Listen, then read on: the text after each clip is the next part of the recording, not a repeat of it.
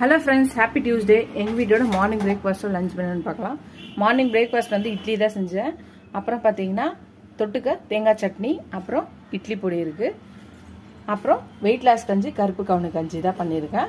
அப்புறம் பார்த்தீங்கன்னா மத்தியானத்துக்கு ஒயிட் ரைஸ் இருக்குது, நெய் இருக்குது. அப்புறம் டொமேட்டோ பிரியாணி, தக்காளி பிரியாணி தான் செஞ்சுருக்கேன். அப்புறம் பார்த்தீங்கன்னா சுக்கு காரக்குழம்பு இருக்குது. இந்த கிளைமேட்டுக்கு கோல்டு காஃப் இருக்குது, ரொம்ப இதமாக இருக்கும். ரெசிபி இருக்குது, ட்ரை பண்ணுங்கள். ரசம் இருக்குது. அப்புறம் தயிர் உர ஊற்றி வச்சாச்சு. அப்புறம் கத்திரிக்காய் தான் ஃப்ரை பண்ணியிருக்கேன். 2 விதமாக பண்ணியிருக்கேன்.